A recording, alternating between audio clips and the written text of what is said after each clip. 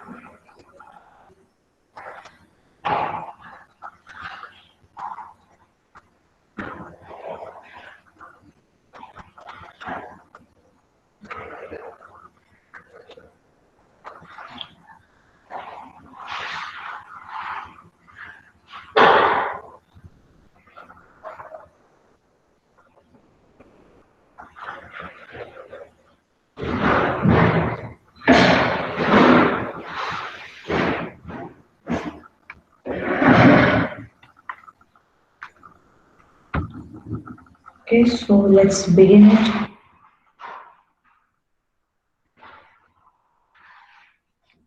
To be rule number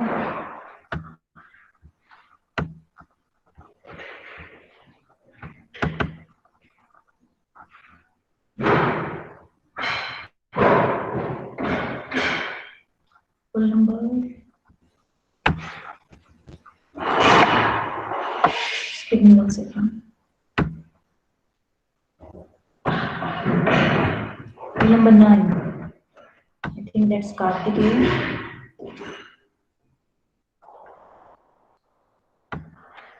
Okay, ma'am. Go ahead.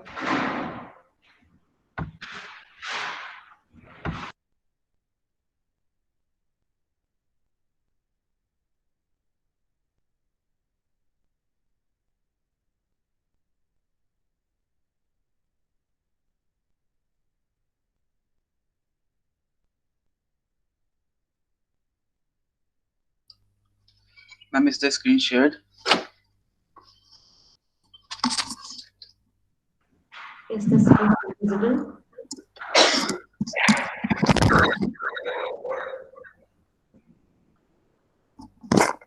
Ma'am, is it visible? Yes, it is visible.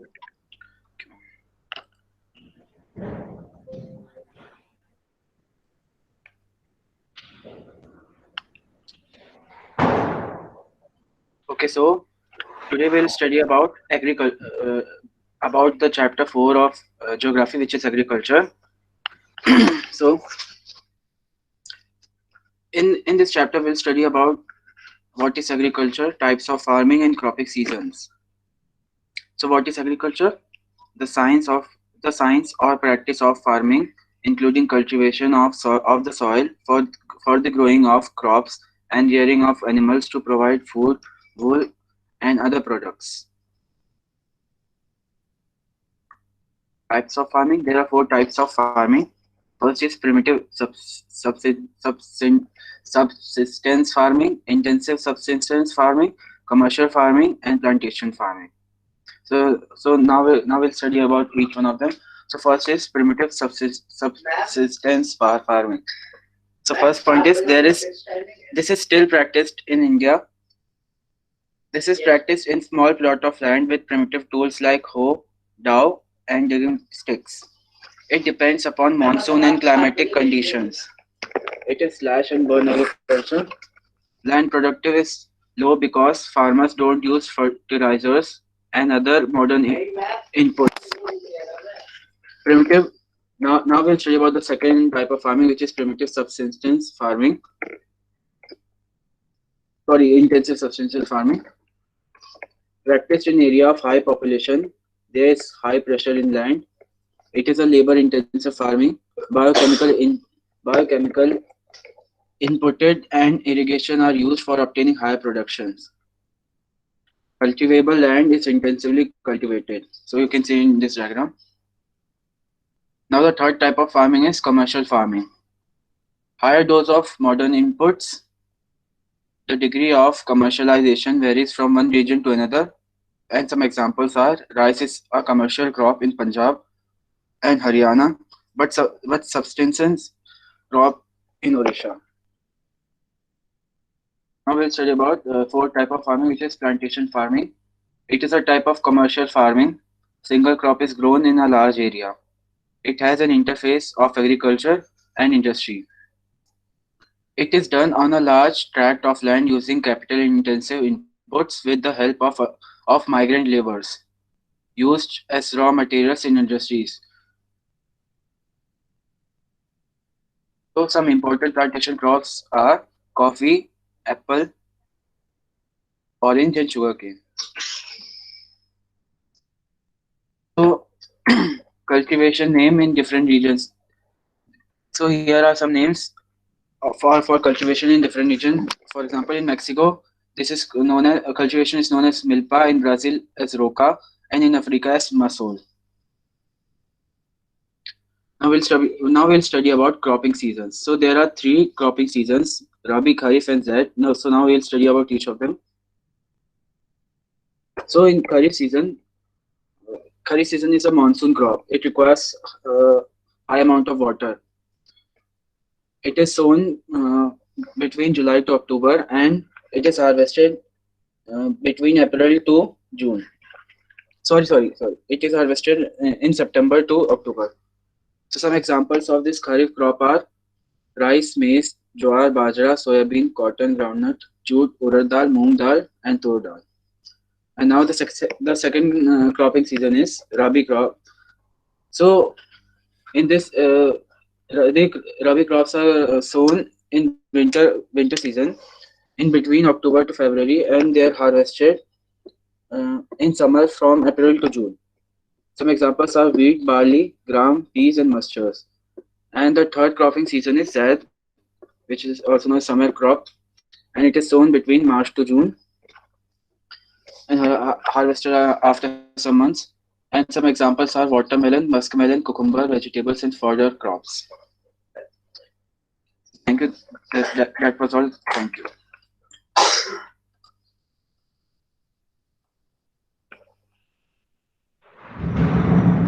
Okay.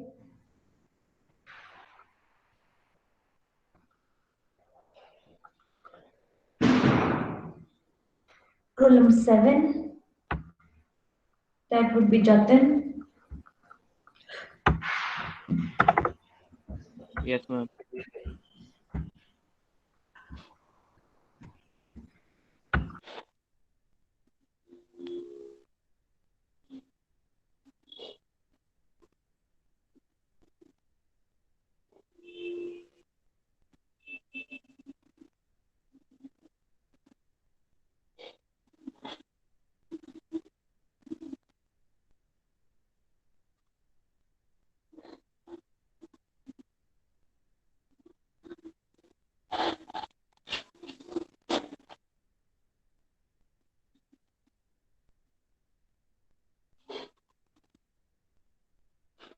Sairam.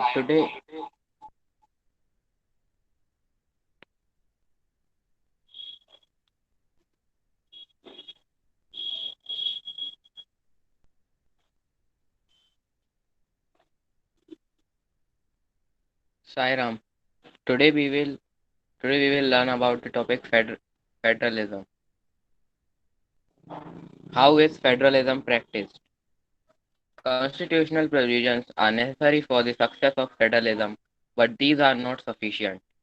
The real success of federalism in India can be attributed to the nature of democratic politics in our country. This ensured that the spirit of federalism, respect for diversity, and desire for living together became shared ideals in our country. Let us look at some of the major ways in which this happened. Linguistic states. The creation of linguistic states was the first and a major test for democratic politics in our country. In 1947, the boundaries of several old states of India were changed in order to create new states so that the people speaking same language live in same state. Some states were created to recognize differences based on culture, ethnicity, or geography. For example, Uttarakhand, Nagaland, and Jharkhand. When the demand for the formation of linguistic states was raised, some national some national leaders feared that it would lead to the disintegration of the country. But the experience has shown that the formation of linguistic states has actually made the country more united. It has also made the administration easier. This is the map of India before 1947. We can see that the India is divided in many parts. This is the map of in, this is the political map of India of now. We can see that many new states are created and the boundaries of many states has been changed. Language policy. A second test for Indian Federation is the language policy. Our constitution did not give the status of national language to any one language. Hindi was identified as the official language. Besides Hindi, there are 21 other languages recognized as scheduled languages by the constitution. A candidate in an examination conducted for the central government position may opt to take the examination in any of these languages. According to constitution, the use of English for official purpose was to stop in 1965. However, many non-Hindi speaking states demanded that the use of English continue. In Tamil Nadu, this movement took a violent form. The central government responded by agreeing to continue the use of English along with the Hindi for official purposes. Promotion of Hindi continues to be the official policy of Government of India.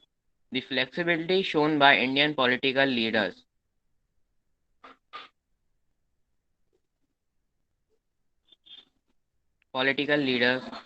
show our country avoid helped our country avoid the kind of situation that Sri Lanka find itself in. Center-state relations. Restricting the center-state relations is one more way in in which federalism has been strengthened in practice. For a long time, the same party ruled at center and in most states. This means that state governments did not exercise their rights as autonomous federal units. When the parties at center and state become different, then party at center tries to undermine the power of these of states. This this undermined the spirit of federalism. All this changed significantly after 1990. This period saw the rise of regional parties in many states of the country. This was also the beginning of the era of coalition government at the center. When no single party got majority in the Lok Sabha, then the major national parties come into an alliance with many parties to form government at the center. This led to a new culture of power sharing and respect for state governments.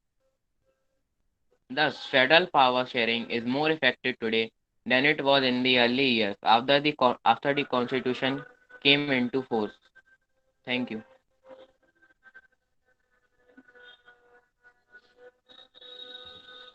Okay.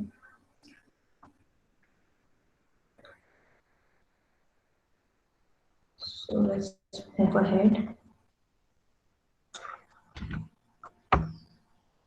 Rule number 8, Karthik.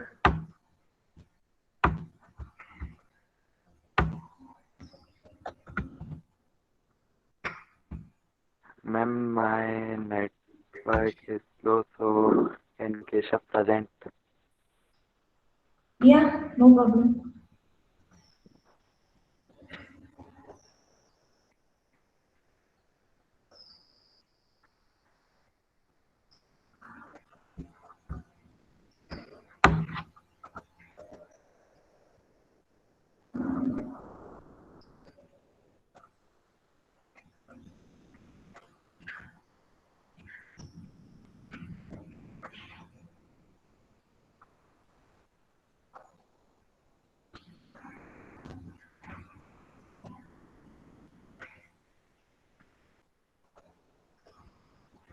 My topic is power sharing. Power sharing is a technique to share the power at different levels. It is an idea insulated in democracy so that the power is not concentrated at one end, only and that different forms can keep a check on each other. India is an example of holding together federations, where the power is shared between central government and different constituent states. Majoritarianism in Sri Lanka. After independence in 1948, Sri Lanka adopted a series of majoritarian measures to establish Sinhalese supremacy over the Tamils. In 1956, an act was passed to recognize Sinhala as the official language. In 1956, an act was passed which recognized Sinhala speakers were preferred both for universities, position and government jobs. Reasons: dominance of Sinhalese community due to majority. 1956 Act made Sinhala as the only official language. Preferential of policies favoring Sinhalese in universities, positions and jobs. State to protect and foster Buddhism. Why is power sharing desirable? First, it, re- it reduces the possibility of conflicts. Second, it provides stability to the government. Moral reasons: first, power sharing is the very spirit of democracy. Second, people have a right to be consulted and on how they are to be governed. Forms of power sharing. Power is shared among different organs of the government. Power is shared among government at different levels. Power is shared among different social groups. Power is also shared among political parties, pressure groups, and movements. Power sharing among organs of the government. Legislature make laws. Executives, executive implement laws. Judiciary resolves disputes. Legislature, executive, and judiciary keep a check on each other. This results in balance of power among various institutions.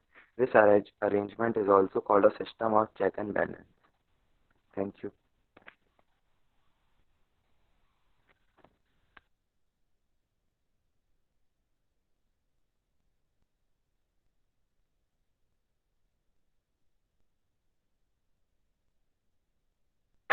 Yes, is it done? Yes, ma'am. Right.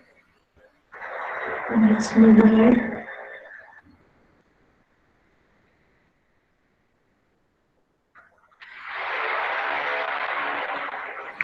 Team.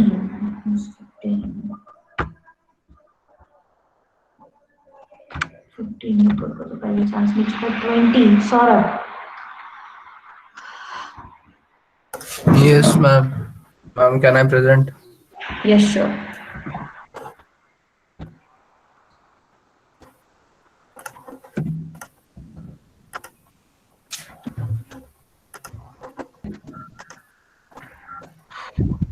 Ma'am, is the screen visible? Not yet. Yes, it's visible. Go ahead.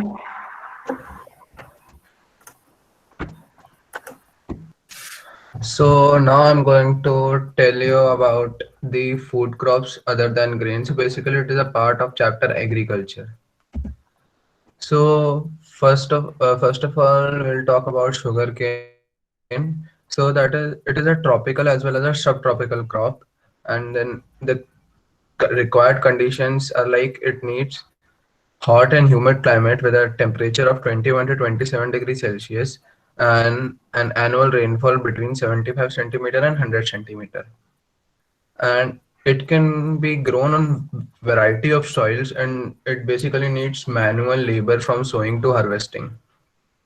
Then India is the second largest producer of sugarcane in the world after Brazil. And then the sugarcane is a source for sugar, jaggery, khansari, and molasses. And then the major sugarcane producing states are Uttar Pradesh, Maharashtra, Karnataka, Tamil Nadu, Andhra Pradesh, Bihar, and Haryana. Now, then oil seeds. So, main oil seeds produced in India are groundnut, mustard, coconut, sesame, soybean, linseed, and castor. So, it does not mean that any other oil seeds are not produced in India, but basically these are produced in large amounts. That's why I've written only main oil seeds. Though when we talk about groundnut, so groundnut is a kharif crop and it accounts for about half of the major oilseeds produced in India. So that basically means that the amount of oilseeds produced in India, half of it is of groundnut. Then in 2015-16, that year, Gujarat was the largest producer of groundnut. And then linseed and mustard are rabi crops. And in North India, sesame is grown as a kharif crop, and in southern India, it is grown as a rabi crop. And then castor seed is grown both as rabi and kharif crop, not tea. So basically, tea is an example of plantation crop, and it is used as a beverage in India, and it was introduced by Britishers during the colonial period in India. And then tea plant grows well in tropical and subtropical climates, endowed with deep and fertile drained soil. So basically, it needs a very fertile and drained soil, and then which should be rich in humus and organic matter. And then tea bushes require warm and moist-free climate throughout the year, and tea requires abundant, cheap, and skilled labor for its growth, and that the work which is to be needed needs at least skilled labors.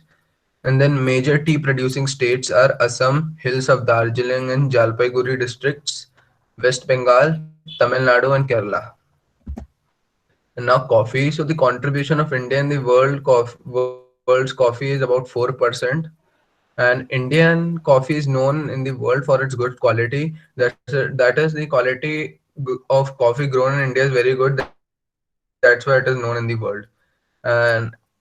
And the Arabica, which is a variety of coffee which was initially brought from Yemen, is now produced in India. And this variety of coffee, that is the Arabica, is in very great demand in the world.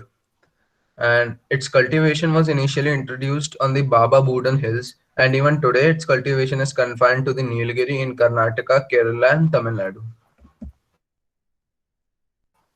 Now, horticulture crops.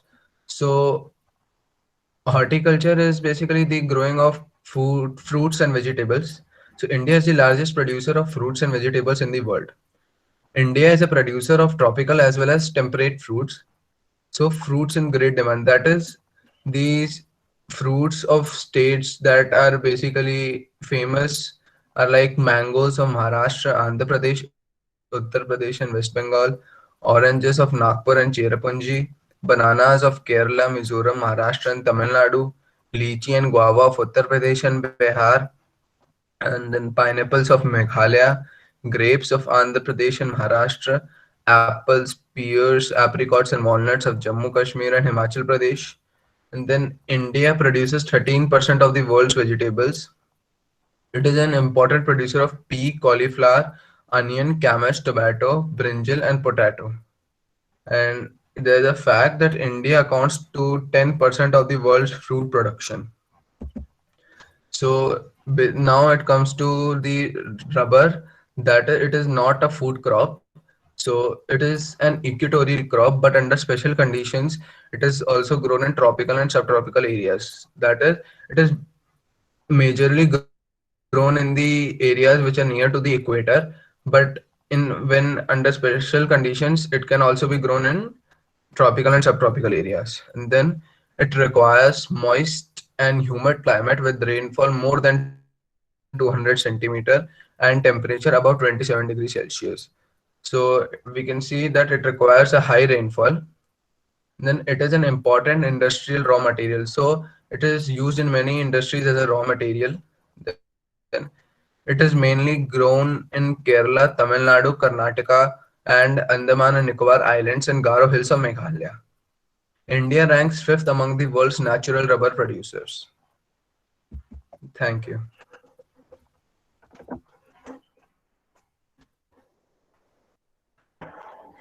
Okay.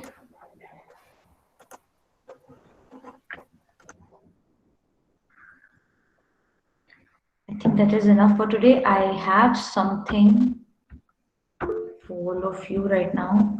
Yes, yes, it was definitely good. I am not trying to evaluate right now with words. You'll get the marks in the end, obviously. Excuse me.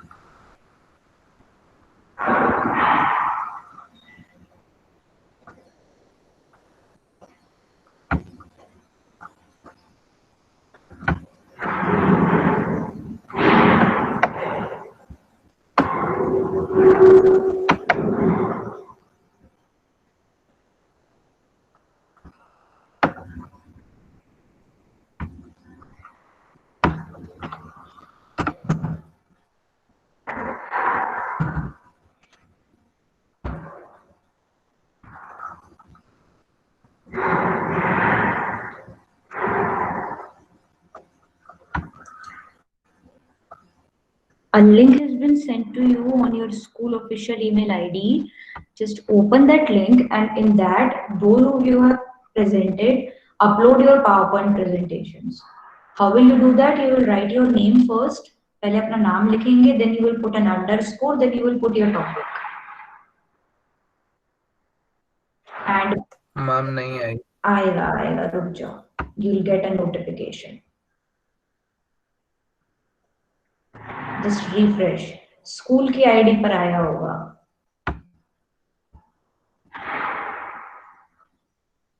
इसमें हाँ ma'am आ गया. Ma'am क्या करना है? जो आपने अभी presentation दिया है, उस प्रेजेंटेशन में जो आपने पावर पॉइंट की फाइल बनाई है, उसमें सबसे पहले तो उस फाइल को रीनेम करो. For example your file is should be name Saurabh Sharma underscore जो आपने अदर क्रॉप्स लिखे हैं, other crops and food crops. मतलब आपके फाइल के नाम में यस जिन्होंने प्रेजेंट कर दिया है वो लोग ही डालेंगे अभी. जैसे जैसे आपका प्रेजेंटेशन होता जाएगा you will start putting those presentations here. और जो प्रेजेंटेशन तुम लोग पहले दे चुके हो, जो तुम लोगों ने ग्रुप में प्रेजेंटेशन दिए थे, उसमें आप जो है आपने जो प्रेजेंटेशन दिया है उस चैप्टर का नाम लिख के उस पे अपलोड कर देंगे. Basically, I want all the PowerPoints that you have presented there at one place. हाँ तो मैम मतलब ये जो अभी प्रेजेंट किया उसकी पीपीटी डालनी है और जो पहले प्रेजेंट किया था उस चैप्टर का नाम डालना है। अब बेटा उस चैप्टर की पीपीटी भी डालनी है, पर उस पीपीटी को रीनेम केवल चैप्टर के नाम से करना, ठीक है ठीक है। so that when I open that drive I'll be able to sort out कि अच्छा सौरभ ने ये वाला प्रेजेंटेशन दिया था, कार्तिकेय ने ये वाला दिया था, जतिन ने ये दिया था। I want to sort everything out. और दूसरी बात ये है, since all of you are editors, I am expecting कि दूसरे की फाइल में कोई चेंज नहीं करना है, क्योंकि इसमें दिख जाता है who made the last modification. Do not open anybody else's file. That is just for me. Just upload whatever you have here. ठीक है?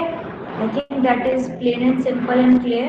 So in the next class we will continue this. जिन लोगों ने कर दिया है केवल वही लोग अभी अपनी पीपीटी अपलोड करेंगे।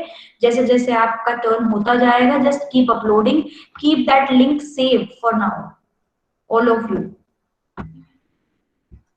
So that will be all for today. Thank you and Saira.